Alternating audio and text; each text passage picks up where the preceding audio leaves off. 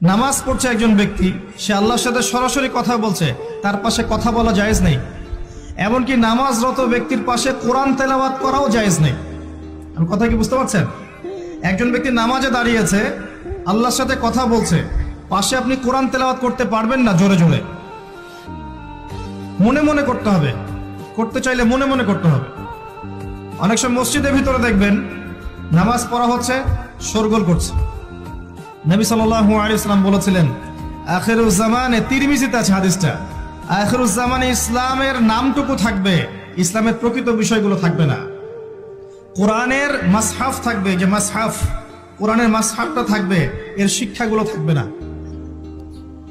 মসজিদগুলো হবে চাকচিক্যময়, কিন্তু মসজিদ হবে হেদায়েত শূন্য। আর চতুর্থ লাইনটা আরো ভয়ঙ্কর। 4 নম্বর লাইনে গিয়ে নবীজি বলেছেন সাল্লাল্লাহু আলাইহি ওয়াসাল্লাম, আসমানের নিচে জমিনের উপরে আল্লাহর সবচেয়ে নিকৃষ্ট সৃষ্টি হবেন এক শ্রেণীর আলেম, যাদের থেকে ফিতনা ছড়াবে এবং তাদের দিকেই ফিতনা ফিরে আসবে। তিরমিজির মধ্যে হাদিসটা আছে, যে কোনো আলেমকে জিজ্ঞাসা করেন এটা কোন শ্রেণীর আলেম, এটা বোঝার জন্য আপনার পিএইচডি করার দরকার নাই। যারা দিনকে দুনিয়ার বিনিময়ে বিক্রি করেছে তারাই সেই শ্রেণীর আলেম। যারা সত্য কথা বলতে ভয় পেয়েছে তারাই সেই শ্রেণীর আলেম।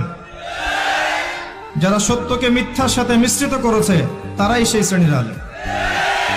এবং যারা ইসলামের নামে উম্মাকে শতদা বিভক্ত করে দিয়েছে